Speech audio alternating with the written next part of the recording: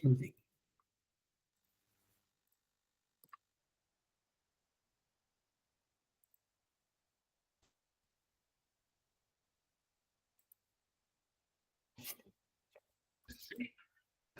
Muito bom. Peraí que eu estou ajeitando aqui ainda, viu, gente? Vocês estão vendo o PDF aí? Sim. Nós paramos aqui, né? Nesse capítulo, agressão e raiva.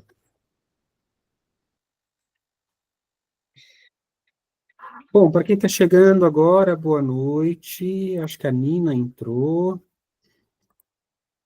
Nós vamos dar continuidade à leitura do livro Abandonar o Papel de Vítima. Adentramos já no...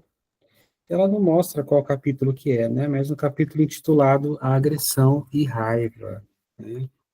Nós sabemos muito bem que sentimentos que são esses, né? De certa forma, todos nós, né, já vivenciamos isso. E sabemos o sabor, né, que tem esse tipo de realidade, né, assim, emocional, né.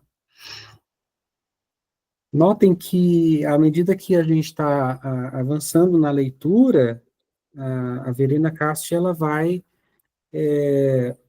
convidando que a gente, de fato, acesse ou confronte, né, os conteúdos de sombra.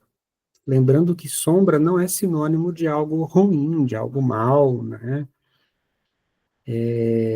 Mas daquilo que está longe da luz, né? Longe da consciência, né? Então, lidar com os conteúdos de sombra para o nosso ego, né? Levando em consideração que é o ego que trabalha, né? Que faz algo vir para a consciência, é ele que recebe, né? As informações dos cinco sentidos, né? Ah, para o ego trabalhar, lidar com o conteúdo de sombra, ou seja, com o conteúdo que está longe, né, dos cinco sentidos, não é fácil. Não é nada fácil, né? É muito desafioso para o nosso eu, para a nossa identidade, né, lidar com conteúdos de sombra. Mas se a gente vai seguindo, né, um roteirinho, né, tal como um livro, tal como este livro que nós estamos lendo, nós vamos entrando em contato aos poucos, tá? Então para o nosso eu, entrar em contato com a sombra é um ato heróico, às vezes até assustador, é incômodo, né? Às vezes até vergonhoso, tá? Porque se um conteúdo foi para a sombra, foi para o inconsciente, foi por uma razão. Nenhum conteúdo vai para o inconsciente assim à toa, né? Um conteúdo vai, né, uma memória vai para o inconsciente por algumas razões. E uma razão principal é porque aquilo não é compatível, né, com as normas, com a nossa cultura, com aquilo que é agradável na convivência, né? Então está fazendo sentido o quanto é difícil entrar em contato com a sombra, né?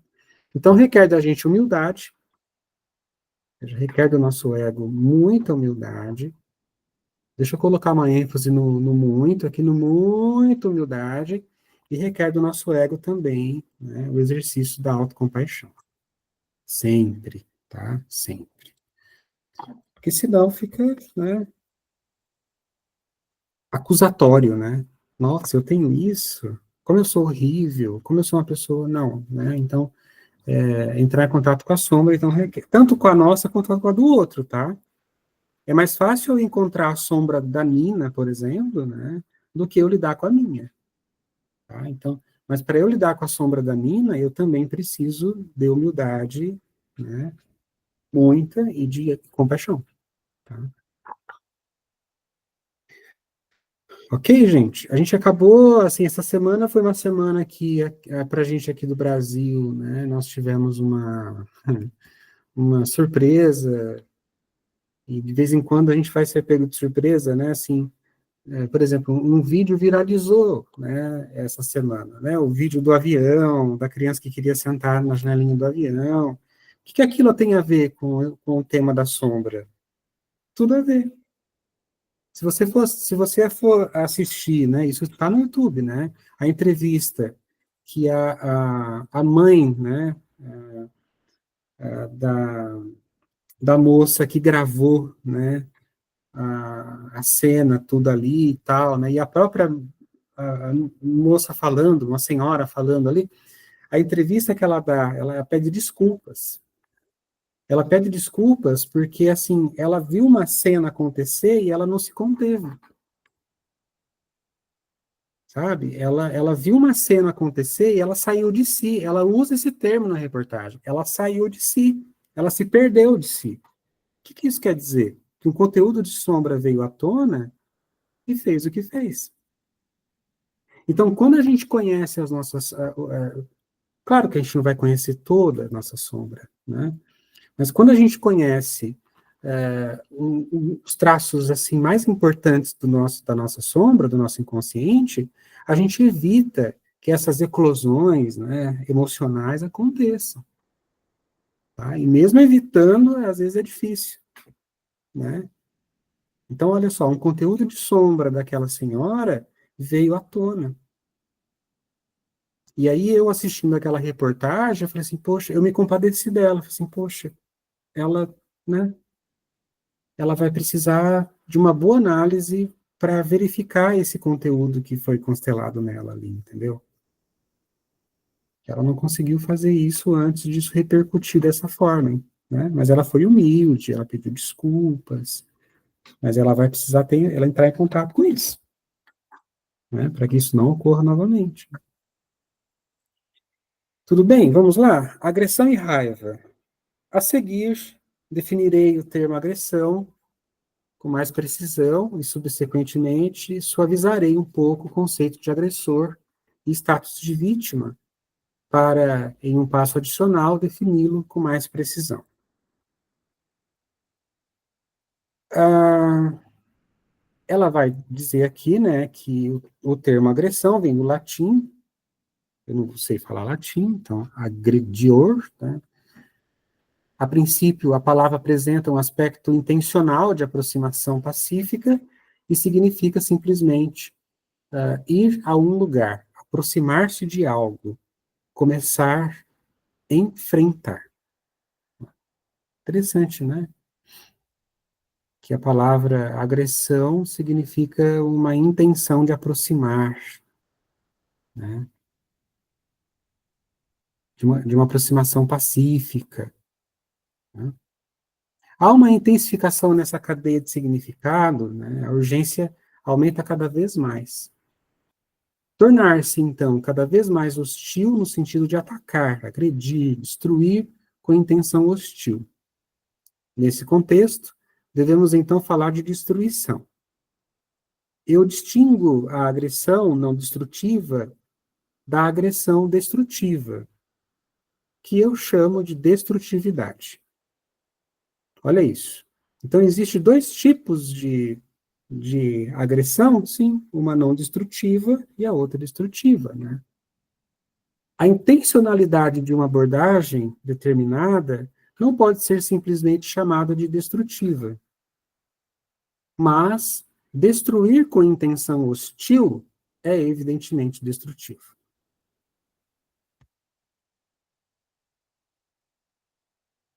Convenhamos, gente, quantas situações na vida da gente a gente só conseguiu resolver, né, através da energia agressiva. Porque se a gente fosse lá muito mole, muito passivo com aquela situação, aquilo nunca sairia do lugar. Né? Então, a, exatamente, a agressividade é uma energia que traz movimento. Né? E isso é um tema que seria tão importante a gente estudar, assim, desde cedo para lidar com as crianças, sobretudo, porque as crianças, elas têm uma energia agressiva. E que bom que tem. Eu, quando vejo os meus filhos tendo energia agressiva, eu falo assim, graças a Deus. Porque significa que eles vão conseguir lutar na vida, sabe? Vão conseguir construir as coisas dele. Só que uma coisa é a energia agressiva e a violência, né? Que aqui a doutora está colocando como destrutividade, tá?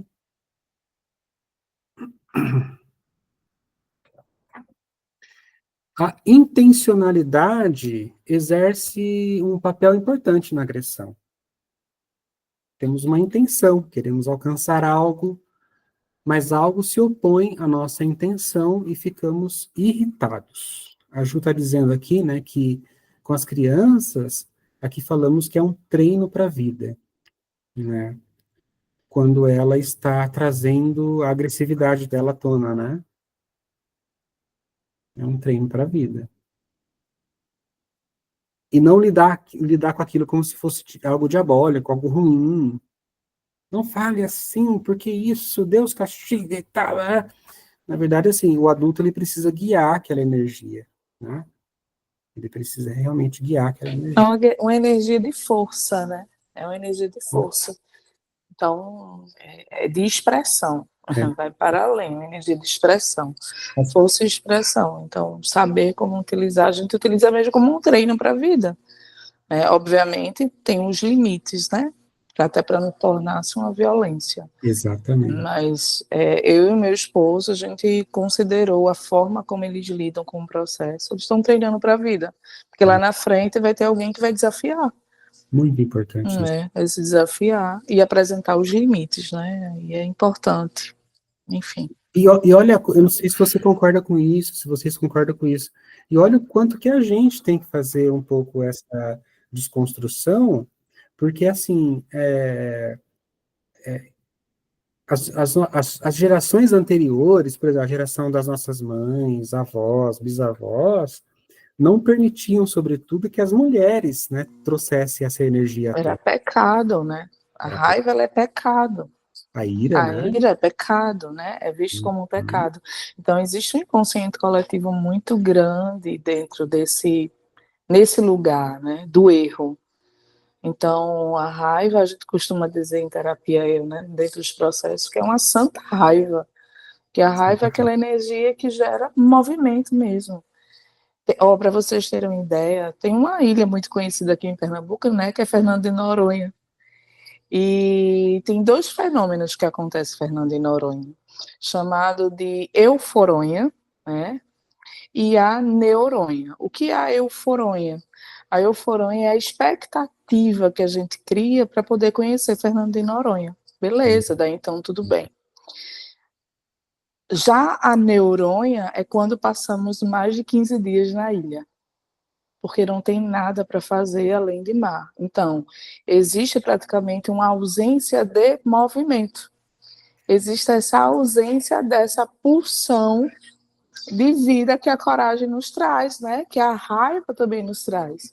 E com isso aumenta o índice de pessoas que utilizam drogas, olha só, exatamente por conta da ausência do movimento. Então é chamado como um fenômeno neuronha, porque as pessoas começam a criar neuroses, né? Baseado nessa ausência desse movimento. E há um grande índice de adoecimento das pessoas que trabalham na ilha. Então, normal, por quê? Porque lá não tem nada, lá só é mar, pracinha e restaurante, né? E as pousadas, então não tem nada disso. Então, muitos deles, quando trabalham lá, vêm passar férias aqui em Recife. Por quê? Porque em Recife vai ter um shopping, vai ter um parque, vai ter um show, tem movimento.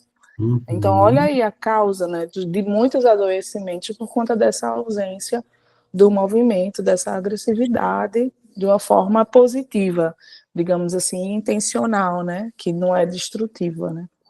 Eu já vou deixar anotado aqui no post-it que eu quero ir passar umas férias lá em Recife, aí em Recife. Venha! Eu vou anotar aqui, entendeu? Venha! Já não quero Fernando de Noronha mais, a não ser por Não, peraí, 2 dias, calma aí. 2 Você dias, passa uma 3 dias. semana em Noronha e vem para Recife, gente, pelo amor de Combinado. Eu Deus. vou anotar no post-it aqui para eu Vale lembrar. a pena, Noronha. Vale a pena, vale a pena. Aí depois vem para Recife. Uhum. Uma semana você visita toda a ilha e curte bem, de verdade. No Mas olha, máximo uma olha, semana. olha que interessante que a gente está aqui tocando, né, no meio da brincadeira, dos exemplos, né? A gente está tocando na questão assim, a energia agressiva, ela é criativa.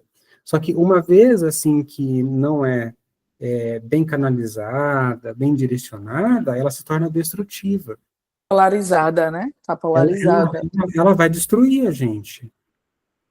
Né? E que eu não sou eu que falo isso, não, é a Von Franz que fala isso. A Von Franz fala que a energia, a força criativa, né, não bem direcionada, ela se torna a pior das forças contra a própria pessoa, sabe? Então, como aqui a gente está tocando nessa questão dessa energia, né, da agressividade, de certa forma, então, vamos prosseguir aqui para ver onde que a doutora Verena Castro quer nos levar, né? Porque ela está dizendo aqui, olha, bem aqui, né?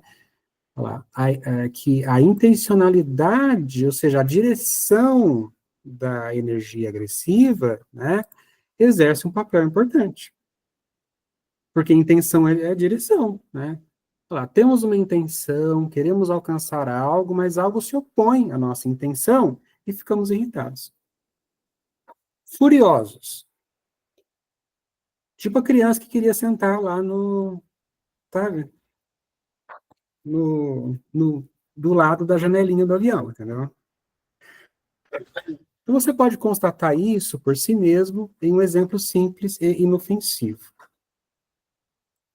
Você está caminhando rápido em direção a um destino que o atrai e alguém se mete no seu caminho. Você se irrita ou, no mínimo, perde a paciência. Sentimos-nos refreados, contidos. Dependendo do nosso temperamento, ficamos mais ou menos irritados. O meu temperamento é bem colérico nessas horas, tá? Eu fico muito irritado. Nossos ataques de raiva, pode parecer que não, né? O pessoal fala, o André, gente, vocês passaram uma semana comigo, né? Nossos ataques de raiva seguem certa tipologia, que varia de pessoa para pessoa. A gente está no clube certo mesmo, então, né? Fechou, então tá bom. Tem mais colérico aqui no grupo, né? Alguém quer. Sabe? Ah lá, Juliana. Oi, André. Foi fazer Muay Thai, né? Então, já viu. Exatamente, nós vamos ter que montar uma associação de. Bom, ela vai dizer assim que os ataques de raiva, então, assim, diferenciam de tipologia para tipologia, né? Acredito que você saiba dizer a si mesmo, de si mesmo, se sua raiva vai se acumulando durante semanas para não descarregá-la lenta ou rapidamente em um lugar certo ou errado. Ou se você é uma pessoa que explode, em 10 minutos depois, não entende por que você explodiu daquela maneira. Ao lidar com a raiva, a tipologia de cada pessoa se torna aparente. O que você diz ou faz em uma situação em que você está com raiva é bem estereótipico. Isso faz um pouco mais sentido para quem já estudou a parte dos tipos psicológicos, né? Porque é disso aqui, né? Dos 16 tipos diferentes, né? Da tipologia, cada um vai lidar com a raiva de um jeito, tá? Se a pessoa é mais introvertida, se a pessoa é mais extrovertida, qual função inferior dela tá de posse daquela raiva, né? Por exemplo, no meu caso, é muito comum a raiva vir para o corpo, porque a minha função inferior é a sensação. Então, se eu não externalizo uma raiva e não lido com ela, a minha raiva vai vir para o meu intestino desregula, minha garganta fica um horror, né? Então, assim, tudo bem, gente, né? Então, a tipologia, né? Se, porém, somos refreados em nossa intenção, em uma situação que é realmente importante para nós, não só ficamos irritados ou zangados. Tal experiência também tem um efeito sobre a nossa autoestima. Portanto, quando eu quero algo, talvez queira alcançar algo, ou sou ou sou impedido, em algum momento surgirá a pergunta: quem sou eu para que alguém se sinta no direito de simplesmente me impedir de fazer o que eu quero? Essa pergunta, por sua vez, tem um efeito sobre a atitude em relação à vida. Você tem uma ideia maravilhosa que o inspira. Quando você fala com outras pessoas sobre ela, elas franzem a testa e comentam que sua ideia não é viável, que é muito cara, etc. Você se irrita. Talvez tente afastar essa raiva por meio da decepção. Você deixa de ter a boa autoestima que ainda teve segundos atrás. E não sentirá mais o mesmo entusiasmo. Quem nunca passou por isso, gente? Quem nunca? Né? Vocês terem uma ideia, né, assim, vocês têm acompanhado, assim, de forma direta, indireta, o Estia, que é um centro de estudo simples, pequeno, né? Mas, olha, para eu colocar o Estia nas redes sociais, eu tive que bancar muita coisa que eu ouvi lá atrás, entendeu? Porque isso mexe com a gente meio que, a gente tem uma ideia tão legal, de repente a gente ouve aqui, a gente vai lá, a gente fecha aquilo, engaveta, né? É isso que a doutora Verena Castro está falando aqui. E às vezes demora anos para a gente pegar, não, mas isso aqui é meu. Isso aqui é lindo. Isso aqui pode ser bonito. Né? Porque isso mexe com a nossa autoestima.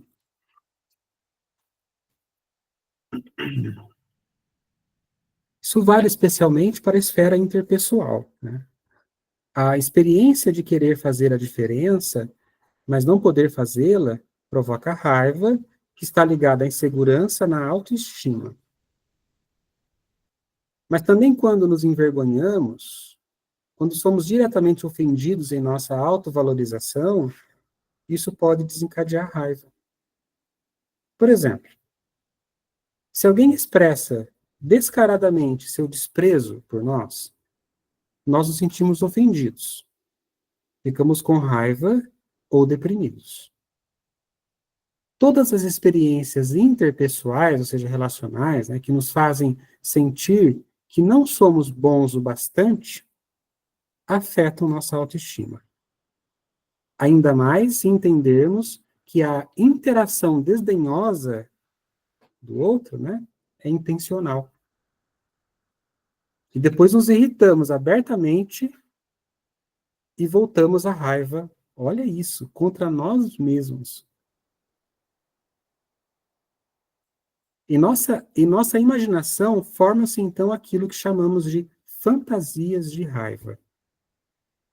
Olha a seriedade, né, que é a gente às vezes desdenhar, né, de um projeto do outro, de um desenho que o nosso filho faz, de uma ideia que alguém traz. Porque a forma que você reage, né, intencionalmente ou não, mas muito mais intencionalmente, você está detonando com a autoestima daquela pessoa. E está fazendo com que a raiva dela se volte contra ela mesma. Então, eu fico imaginando as pessoas que tiraram a própria vida. A quantidade de raiva que elas tinham, né, em relação a elas mesmas. Será que não vem desse lugar? Claro que não dá para fazer um diagnóstico total, obviamente, né, mas é algo a se pensar, né, assim, a forma com a qual a gente está lidando com os outros, né. Já que ela está falando de fantasias de raiva, né, fantasias de raiva são sequências mais ou menos visíveis de imagens, imaginações, às vezes até mesmo de histórias, que são projetadas como filmes diante do nosso olho interior. Nessas fantasias de raiva,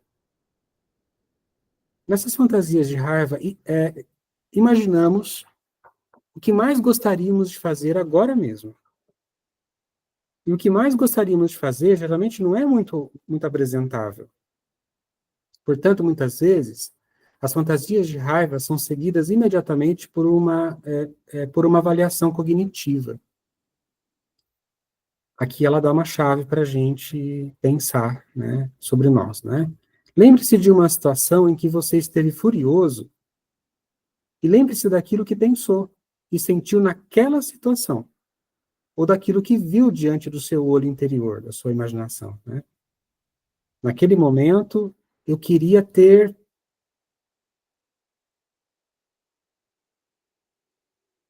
Tudo bem, gente? Vamos seguir? Ela dá um exemplo aqui, né? Em um primeiro momento de raiva, podemos dizer: ah, como eu gostaria de matar aquele sujeito. Rejeitamos rapidamente esse pensamento porque sua realização está fora de questão para nós. Mesmo assim, essa ideia surge dentro de nós em uma situação de raiva. Podemos também não rejeitar a ideia de imediato, mas imaginamos quais contra-agressões nós provocaríamos no outro com nossa própria ação hostil. Um processo cognitivo e imaginativo complexo se instala. Tem uma fantasia de raiva que gostaria de realizar. Logo imagino, né, que me sentiria melhor se a realizasse. Que experimentaria algo como satisfação e que minha autoestima voltaria a ser regulada. Mas também imagino o que a execução de minha fantasia de raiva poderia desencadear em outras pessoas. Com quanto castigo eu teria que contar. Com quanta retribuição, quanta vingança. Então reviso minha fantasia de raiva. Esse processo continua até eu chegar a uma fantasia de raiva cuja realização provavelmente não me causaria muitos problemas. Mas também é possível que nem tenha que colocar essa fantasia de raiva em prática. A ocupação imaginativa com a raiva já me aliviou o suficiente e estabilizou a minha autoestima. Ela propõe um exercício. Relaxe e tente se lembrar. Gente, a minha sinusite, tá? Não tô com raiva de ninguém, não, tá? Eu falei que minha garganta ataca, né? Eu acho que não, né? Relaxe e tente se lembrar de uma situação de raiva pela qual tenha passado recentemente e da qual consiga se lembrar bem. Talvez tenha que procurar um pouco em sua memória. Pergunte-se o que exatamente aconteceu e tente identificar qual foi sua primeira representação de raiva. O que você quis fazer naquele primeiro momento? Então pergunte-se por que você não fez. Como você lidou com a fantasia de raiva depois disso? É muito autoexplicativo, né? Acho que não... né? Eu não sei vocês, eu às vezes fico, sabe, semanas lidando com aquilo, né? Que é algo que reverbera, e reverbera, e reverbera. Eu ainda não perdi o meu réu primário, né? Até então realmente, eu não quero perder, não, né? Um homem um pouco, ou nem ir pro Fantástico, né? Pedir desculpa, gente, desculpa. Porque lá não é o André, né? O André no Fantástico, né? Pedindo desculpa, né? Um homem um pouco mais jovem me contou nesse contexto que se irritou muito quando fez uma sugestão de atividade em seu tempo livre e seu colega a descartou como uma diversão infantil. Primeiro, ele pensou em jogar o molho da carne na cara dele. Então lembrou-se que jamais poderia se mostrar tão magoado. Então decidiu não dar carona para o seu colega. As punições são baratas. Mas depois também descartou essa ideia.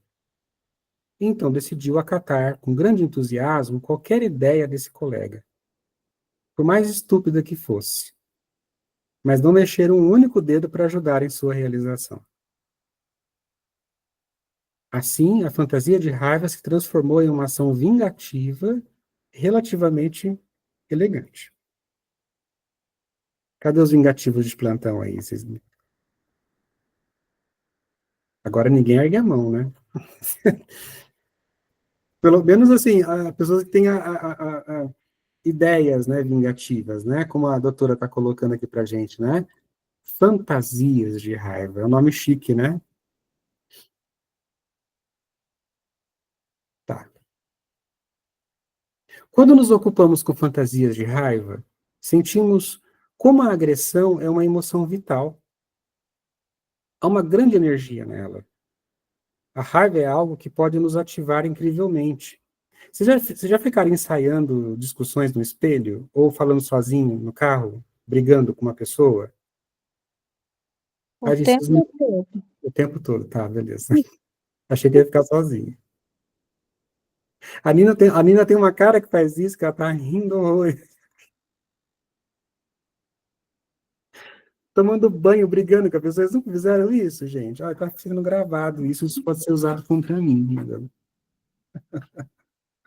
Iremos lá no Fantástico. O É, grupo que se reúne para se vingar. exatamente, né? Um grupo de vingança, né? Ai, ai. É que eu não tô vendo a carinha de todo mundo aqui, mas vocês abrem o microfone aí para falar, viu, gente? Então, ah, que bom que não tá sozinho no mundo, né? Não tá mesmo, tá? Não tá mesmo. A gente fica ensaiando horrores, né? No fim, nada, nada daquilo que a gente ensaiou sai, mas tudo bem. Então, assim, notem que pelo convite que a doutora Veriana está fazendo para a gente, né, ela está tentando ensinar para a gente de que se a gente se ocupa, né, com essas fantasias, a gente encontra uma energia. E que é incontestável, é isso que ela está dizendo aqui, né, que é incontestável, né, a quantidade de energia, né, que existe nessas fantasias. Autônomas, inclusive, né? Ou seja, a gente não provoca, elas simplesmente brotam, né? É uma energia que brota.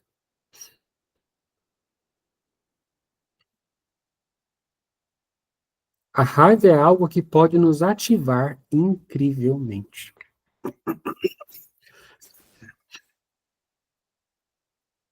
Se você conseguiu se lembrar de uma fantasia de raiva, você pode agora se perguntar se essa fantasia é típica ou atípica para você.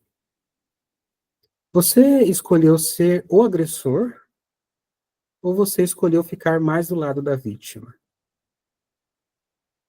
Como vítima, por exemplo, você ficaria simplesmente muito ofendido, triste ou passaria mal no momento mais inoportuno. Você costuma se comportar dessa maneira? Mas não é tão fácil de entender as fantasias de raiva. Uma vez que você tenha se libertado da ideia de que não tem essas fantasias, é muito emocionante descobrir o que vem à sua mente quando você está com raiva e o quão criativo você é em suas fantasias de raiva. Então, quando a gente se liberta da ideia de que a gente não tem, né? Eu não tenho essas fantasias. A gente tem que se libertar disso, porque todos nós temos, né? Aí nós vamos entrar em contato, né, com uma grande quantidade de força, né, criativa que existe nessas fantasias. E que não nos fazem pessoas psicopatas, por exemplo. Só pelo fato de fantasiar, de imaginar, tá bom? Isso é um alívio muito grande, né? Ah, eu sou uma pessoa ruim, né? Não, você é uma pessoa humana. Você simplesmente está fantasiando, né? No palco da sua mente, tudo é possível. Olha que interessante. O Guilherme está colocando algo aqui muito muito fantástico, né? Ele transfere essas fantasias de raiva para o jogo do RPG. Em casa, né, o meu esposo e os meus 2 filhos, eles gostam de jogar RPG. Eu já não gosto. Quando eles estão jogando RPG, nossa, eu noto uns personagens tão agressivos, eu falo assim, poxa, que legal, né, que interessante. E aí, vocês? Eu vou encerrar o nosso encontro com essa pergunta, nem nós, assim, no geral aqui. O Guilherme está colocando que ele transfere essas fantasias de raiva para o jogo. E você? E eu? Tá? A Juliana diz que percebe que utiliza para o trabalho e projetos. Então, ela transfere para o trabalho dela. A Nina Ah, faz faxina. eu acho que a atividade física hoje em dia a gente compensa muito nesse sentido também, né? É verdade. Principalmente aquelas mais agressivas, né? É, você vai pra luta, né? Você faz um crossfit, alguma coisa mais intensa, porque daí é rápido a sensação de descarrego, né? E o que eu diga, o Muay Thai, ontem mesmo eu fui para o treino, não questão física, mas saúde mental. Entrei cansada, saí renovada. Olha lá, olha que interessante, gente, vocês estão trazendo, né? Então, cada um vai encontrar um jeito de transferir, né, de projetar suas fantasias de raiva. Tem pessoas que gostam de assistir filmes de ação.